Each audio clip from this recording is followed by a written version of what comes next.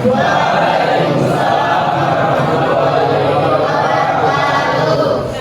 supaya pembelajaran siang hari ini yang panas berjalan dengan lancar, silahkan ketua kelasnya Mas Rido dipimpin berdoa dulu, nggih. Baiklah, untuk memulai pembelajaran pada siang hari ini, berdoa menurut agama dan kita masing-masing. Berdoa dimulai.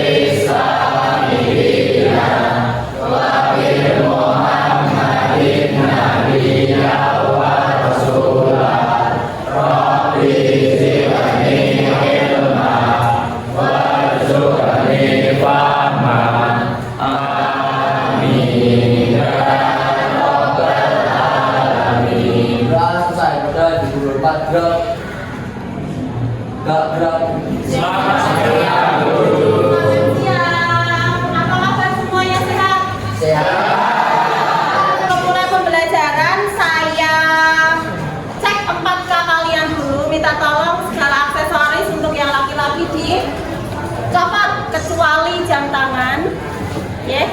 Baju yang perlu dimasukkan terlebih dahulu.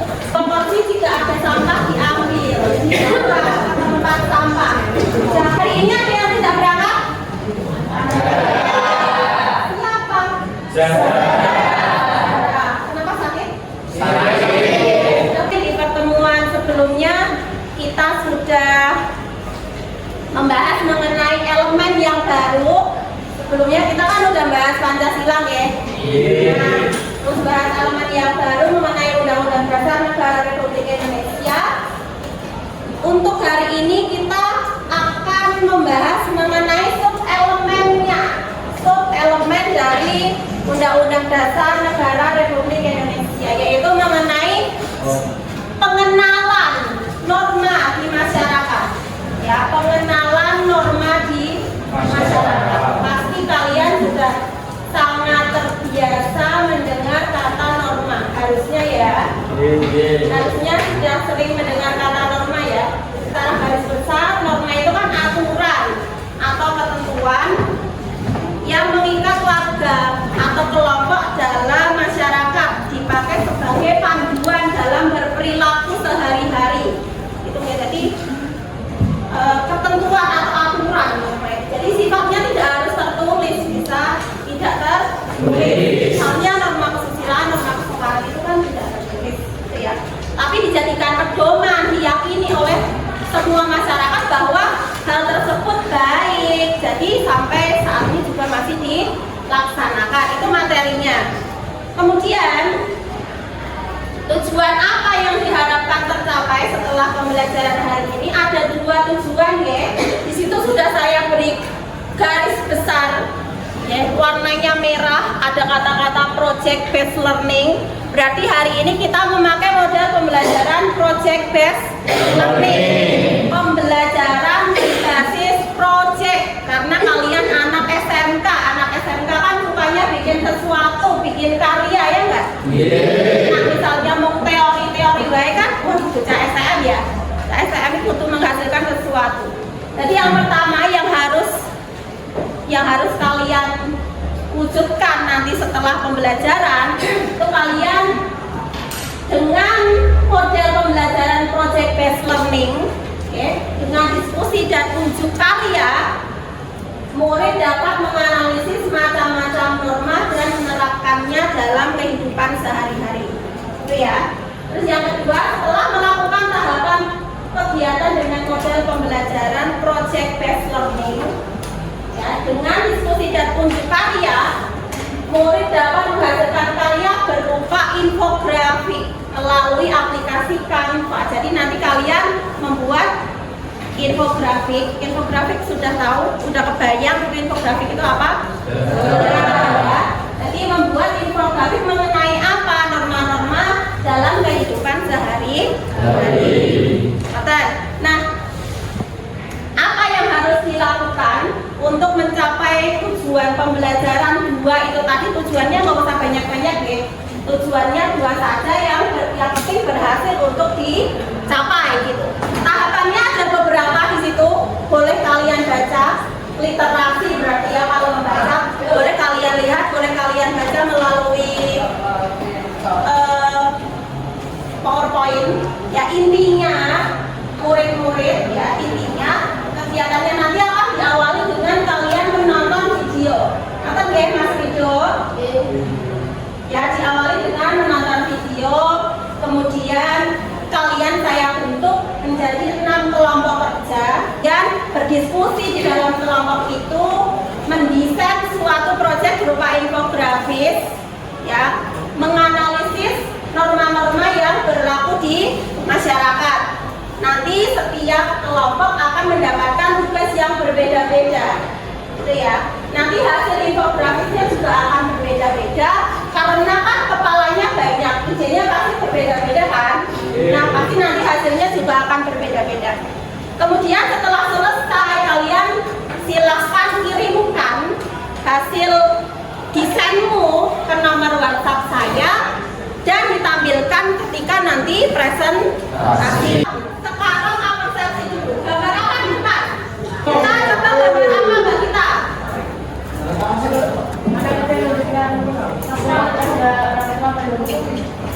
Oh, anak kecil. Nah, anak kecil pakai seragam berarti dia murid ya, murid. Terus ada yang lebih tua di situ, berarti kemungkinan guru ya. Jadi ada murid ketika berjalan di depan gurunya membukukan badan. Tadi ketika kalian masuk ke sini berangkat sekolah pagi-pagi kan biasanya ada bapak ibu guru di depan gerbang ya. Apa yang kalian lakukan?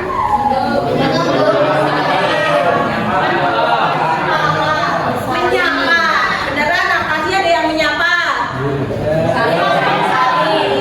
Menyapanya di mana, Pak? Menyapanya di mana, Pak? Oh, tersenyum manis, manis-manisnya gitu ya, Pak ya. Ya, nah, membukukan badan, menyapa guru, itu menurut kalian merupakan penerapan norma apa bukan? Iya. Norma-norma apa? Kesopanan. Nah, hari ini kita akan membahas tentang itu.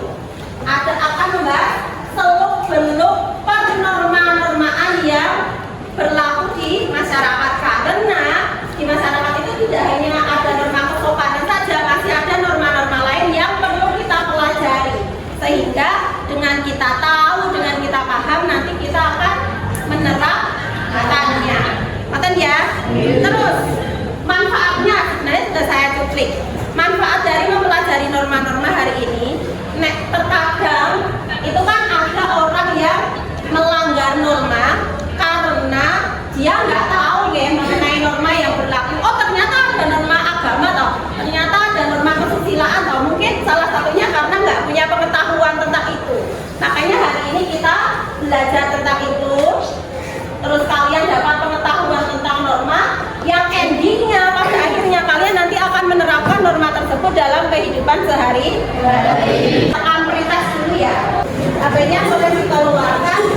Kita prioritasnya pakai aplikasi Kahoot 624. Pinnya 3, 2, 1. Next ya. Ini banyak. Pertanyaan ketiga.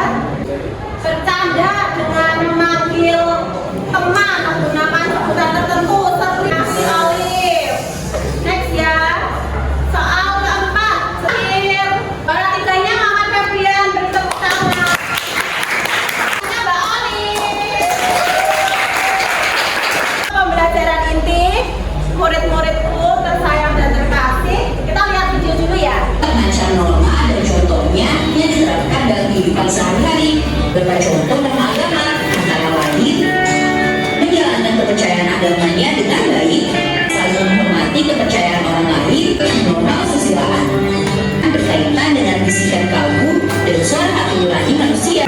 Norma kesopanan adalah norma yang mengatur hubungan manusia dalam kehidupan sehari-hari.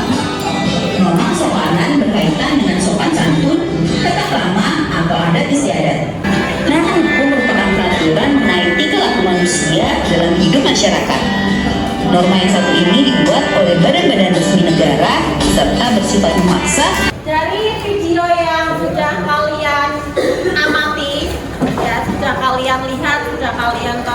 tadi ada berapa norma yang dijelaskan di dalamnya? Kesusilaan, norma kesopanan, norma agama, dan norma hukum. Ada 4 norma yang berkembang dalam masyarakat. Kemudian dari keempat norma tersebut, adakah yang sudah kalian terapkan dalam sehari-hari? Sudah? Sudah. Minta tolong coba Mas Bagas. Mas Bagas? Yes, Mas Bagas bisa memberikan contoh norma-norma yang sudah kamu terapkan dalam kehidupan sehari-hari itu apa aja? Norma agama contohnya melaksanakan sholat tepat pada waktunya. Ya. Norma hukum contohnya mematuhi rambu-rambu lalu lintas saat berkendara. Norma kesopanan contohnya menghormati orang yang lebih tua. Norma kesusilaan contohnya berkata jujur juga tidak mengejek orang lain. Oh, tadi sudah sesuai. Berarti langsung kita masuk ke tahap pembelajaran selanjutnya, yaitu kalian menganalisis norma-norma yang ada di masyarakat. Apa saja yang harus dianalisis? Yang pertama, kalian cari tahu pengertian norma tersebut. Misalnya, norma agama adalah bla bla bla. Gitu ya. Terus yang kedua, sumber norma itu dari mana? Ya, sumber aturan norma tersebut berasal dari mana? Itu yang kedua. Yang ketiga, kalian cari tahu sanksinya ketika kalian melanggar norma itu apa? Norma kan ada sanksi ya. Jadi aturan biar dipatuhi itu harus ada sanksinya. Kalau nggak ada ya nggak dipatuhi gitu. Terus selanjutnya yang ketiga, kalian analisis contoh penerapan kasus tersebut. Jadi contoh perilaku yang sesuai dengan norma dan contoh perilaku yang tidak sesuai dengan norma. Ya, contoh perilaku yang sesuai dan tidak sesuai dengan norma. Kemudian dari hasil analisis yang kalian lakukan melalui diskusi itu, kalian pindahkan ke lembar LKPD. Yang analisis tulisannya kalian pindahkan ke lembar LKPD. Yang lainnya silakan kalian mendesain infografik. Ya, dimasukkan ke infografik. Terus ada juga yang bertugas ini kan ada 6 orang. Jadi harus dikasih tugas masing-masing. Ada yang mendesain infografis, ada yang menulis hasil diskusi, terus ada yang membuat yel-yel ke kelompok. Jadi nanti kalau maju ke depan harus pakai yel-yel. Oke, saya bagikan dulu lembar LKPD dan ubur rampengnya saya bagikan. Silahkan mulai berdiskusi. Yang menarik dibagi tugasnya, jadi tidak ada yang tidak bermanfaat bagi kelompoknya. Jangan lupa yel-yelnya buat semenarik mungkin. Cah, gaya ini sing ibunya kelompok iki. Yo ra, gaya. Gawe yel-yel sing heboh lho ben kene iki apa ya? Lebih asik lho. Ayo. Ayo teman-teman, kita buat yel-yel yang gokil yuk. Yuk. Kirim lewat WhatsApp. Sudah Bu, saya Bu. Sudah? Sudah. Ya, tugasnya semua tugas infografiknya sudah masuk. Berarti tinggal sekarang waktunya kalian presentasikan. Kita mulai dari kelompok 6. 1, 2, 3. Kami kelompok 6 berlangkah ke depan, presentasi berdiskusi. Ayolah belajar bersama. Ayo belajar tentang norma bersama dengan Bu Ena. Dari kelompok 6, saya Samuel Mangkama Kuning, saya Faris, saya Miftahul Dava, saya Fahmi Danang Wicaksono, saya Jesse Faiz, saya Fahmi Putra. Kami di sini ingin mempresentasikan hasil diskusi kami yang akan dibacakan oleh Faris Al-Harfi. 1. Pengertian norma kesusilaan. Norma kesusilaan ialah panduan perilaku sosial yang timbul dari kesadaran batin individu dan membentuk tingkah laku dan citra, sehingga seseorang dapat membedakan antara tindakan yang dianggap baik dan dianggap buruk. 2. 2. Tujuan norma. Tujuan norma kesusilaan adalah untuk mengatur perilaku manusia dalam hubungannya dengan nilai-nilai moral dan sosial yang berlaku di masyarakat. 3. Sumber norma. Bersumber dari hati nurani manusia. Norma ini menentukan mana yang baik dan mana yang buruk. 4. Sanksi norma. Sanksi terhadap norma kesusilaan dapat mengakibatkan berbagai konsekuensi seperti timbulnya rasa malu, kegelisahan, penyesalan, penilaian buruk dari orang lain dan di sekitarnya. 5. Contoh perilaku yang sesuai. Membantu orang lain yang sedang mengalami kesulitan. 6. Contoh perilaku yang tidak sesuai. Mengambil barang milik orang lain. Kami apakah ada yang ingin ditanyakan? Silakan, ada yang bertanya? Saya ingin bertanya, mengapa hati nurani manusia disebut sebagai sumber norma kesusilaan? Saya akan menjawab pertanyaan dari Mas Pawas.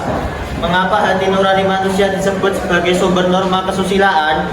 Karena potensi nilai-nilai kesusilaan itu tersimpan pada hati nurani setiap manusia yang berbudi. Karena hati nurani berfungsi sebagai pegangan atau pedoman untuk menilai apakah tindakan itu baik atau buruk. Apakah bisa diterima? Ya, bisa. Oke, terima kasih. Yang ingin ditanyakan lagi? Sekian dari kami. Wassalamualaikum warahmatullahi wabarakatuh. Waalaikumsalam warahmatullahi wabarakatuh. Kelompok berapa yang mau maju? Tidak saya tunjuk. 2, 3. Tanam bukti, tanam ibadah. Kami kelompok 5 siap berprestasi. Selamatkan hari ini dengan semangat. Kelompok 5. Kami dari kelompok 5 ingin berpresentasi tentang norma-norma kesopanan. Norma kesopanan, pengertian norma kesopanan. Norma kesopanan adalah seperangkat aturan tidak tertulis yang mengatur perilaku individu dalam interaksi sosial. Mereka menentukan bagaimana kita seharusnya berlaku, berbicara, dan merespon dalam berbagai situasi. Tujuan atau fungsi. Norma kesopanan berfungsi sebagai panduan bagi kita dalam menjalani kehidupan sehari-hari dan memastikan bahwa interaksi sosial berjalan dengan lancar. Yang lainnya, tenang ya. Norma kesopanan biasanya berasal dari pergaulan, tata kehidupan, budaya, adat istiadat, dan kebiasaan suatu kelompok masyarakat di wilayah tertentu atau bersifat lokal atau kedaerahan. Sanksi biasanya berupa cemoohan, ujian, penguncilan atau pengusisingan dari masyarakat.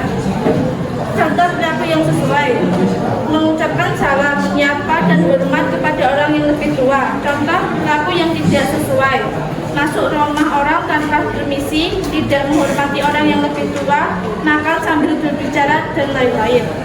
Apakah ada pertanyaan dari kelas kami? Saya ingin bertanya. Nah, sekarang ini kan banyak sekali remaja-remaja yang seolah tidak mengenal norma kesopanan. Nah, dan mereka banyak yang berperilaku tidak sopan seperti berbicara kepada yang lebih tua tidak sopan dan banyak berkata kotor. Nah, untuk itu bagaimana cara menanggulanginya? Saya akan menjawab dari pertanyaan Saudara Raffi. Upaya untuk menanggulangi tindakan tidak sopan yang dilakukan oleh remaja yaitu: 1. Dengan teguran, diingatkan bahwa perilaku yang mereka lakukan itu salah. Yang kedua, diberikan contoh mengenai adab dan sopan santun dalam berperilaku. Yang ketiga, dikenalkan dan ditanamkan norma kesopanan sejak dini di lingkungan keluarga oleh orang tua, sedangkan di lingkungan sekolah oleh guru. Apakah bisa menerima jawaban saya? Jawabannya diterima. Cukup sekian presentasi dari kelompok 5. Jika ada salah kata mohon dimaafkan. Wassalamualaikum warahmatullahi wabarakatuh.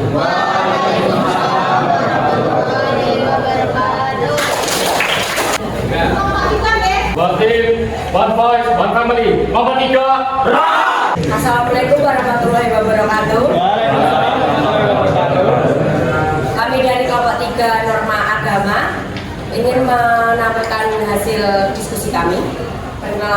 Perkenalkan, saya Rima Devi Rahmawati. Nama saya Muhammad Febrian. Nama saya Ahmad Fajar. Nama saya Kukum Kuntara. Nama saya Andika Dewi Setiawan. Saya Raffi Daraka. Dan hasil diskusi akan dibacakan oleh Raffi Daraka Pratama. Silakan.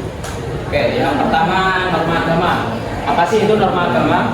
Norma agama merujuk pada aturan atau pedoman moral yang diakui oleh suatu agama dan diikuti oleh para penganutnya. Tujuan dari norma agama adalah agar manusia menjadi lebih baik dalam bersikap, termasuk menjauhi larangan-larangan Tuhan Yang Maha Esa dan melaksanakan perintah-perintahnya. Selanjutnya, ajaran agama bersumber dari kitab suci, dari agama masing-masing. Sanksi atau pelanggaran terhadap norma agama akan mendapatkan sanksi berupa siksaan di neraka atau mendapatkan dosa. Contoh perilaku yang sesuai yaitu rajin ibadah, dan contoh perilaku yang tidak sesuai yaitu tidak melaksanakan ibadah, melakukan perzinahan, menghasut, dan atau memfitnah. Ya. Apakah ada pertanyaan dari kelompok lain? Tadi kan kelompok 3 menjelaskan bahwa norma agama bersumber dari kitab suci masing-masing agama. Berarti antara agama satu dengan yang lain memiliki aturan yang berbeda. Mungkinkah terjadi bentrok antara agama terkait aturan tersebut? Norma agama ini kan hanya berlaku bagi setiap pemeluk agama tertentu. Misalnya agama Islam, norma bersumbernya dari Al-Quran dan wajib ditaati oleh umat Islam saja. Jadi seharusnya tidak ada bentrok antar agama, karena sebenarnya kitab suci pastinya isinya mengajarkan hal-hal yang mengajarkan kebaikan. Apakah diterima? Terima kasih. Apakah ada pertanyaan lain? Kalau tidak, saya tutup. Mohon maaf kalau ada salah kata. Bila itu ya. Wassalamualaikum warahmatullahi wabarakatuh.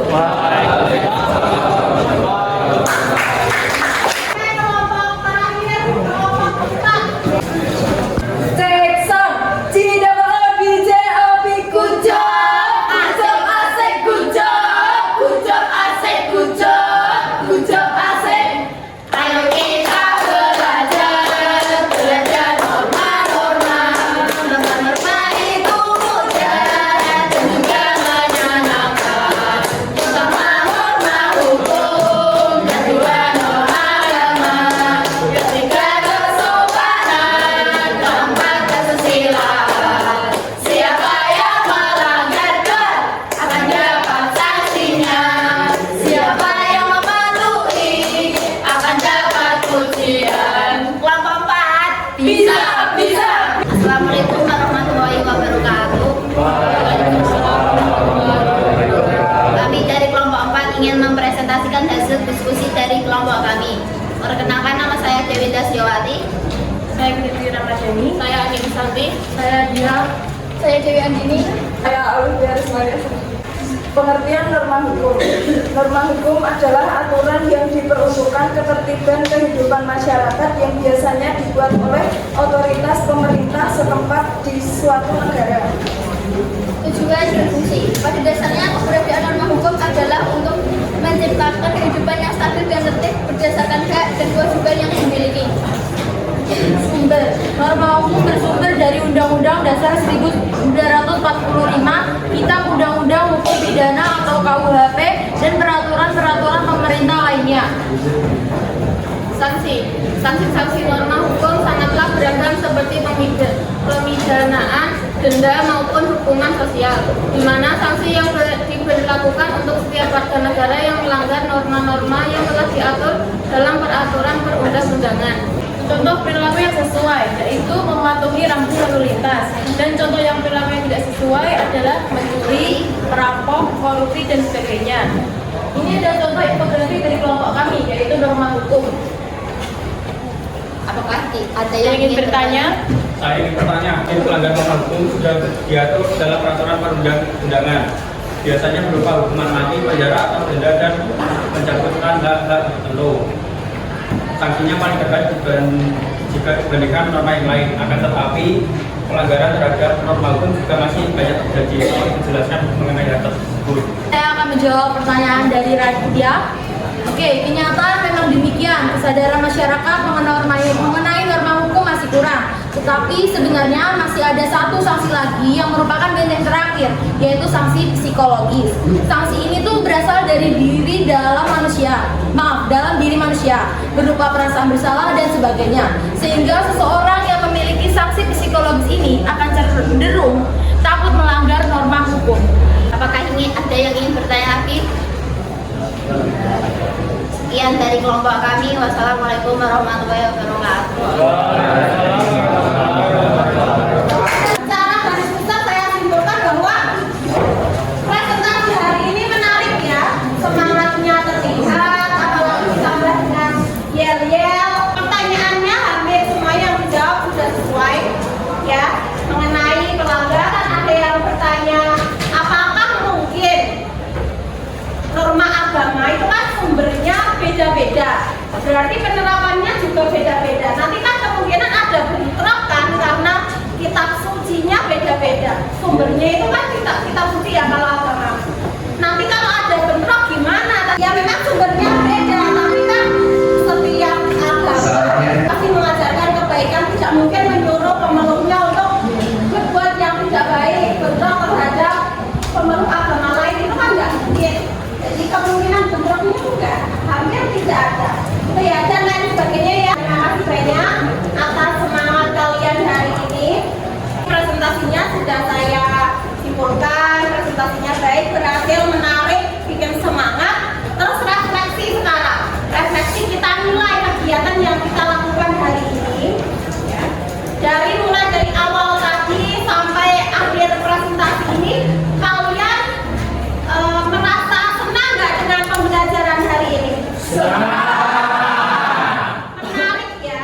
Apa yang kalian senangi dari pembelajaran kita hari ini?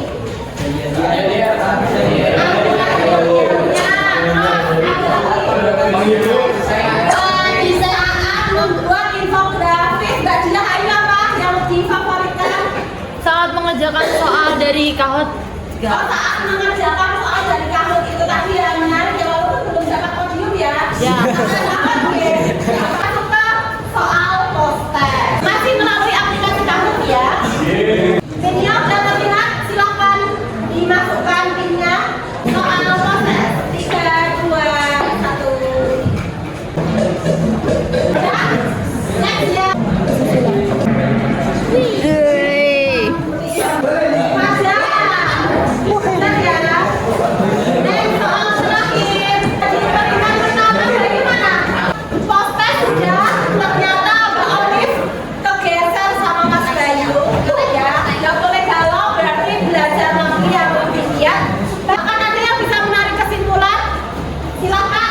Kesimpulan pembelajaran ini yaitu norma yang berkembang dalam masyarakat ada 4, yakni norma kesusilaan, kesopanan, hukum, dan agama. Keempatnya sama-sama bertujuan untuk mengatur kehidupan masyarakat sehingga tercipta kehidupan yang aman, tentram, dan damai. Walaupun punya sumber yang berbeda, tapi tujuannya kan sama ya, membuat kehidupan aman, tentram, dan teratur. Itu ya kesimpulannya, kurang lebihnya itu baik. Kita saya terangkan untuk pembelajaran selanjutnya hari ini belajar mengenai norma. Pembelajaran selanjutnya kita akan belajar mengenai hubungan erat antara Pancasila dengan Undang-Undang Dasar Negara Republik Indonesia. Karena dua itu kan ada hubungan erat yang akan kita pelajari. Kalian persiapkan materinya dari rumah. Kata-kata hari ini, ya habis ini kan kalian pulang ya. Habis ini kan kalian pulang, terus kalian naik motor. Quote of the day kali ini, hati-hati saat berkendara karena jatuh dari motor tak seindah jatuh hidup. Ya. Semangatnya hari ini, terima kasih banyak karena kalian sudah membuat hari-hari saya lebih bersemangat. Mas Rido, boleh dipimpin untuk berdoa lagi? Semuanya siap ya untuk mengakhiri pembelajaran pada siang hari ini. Doa menurut agama dan kepercayaan masing-masing. Doa dimulai. Bismillah.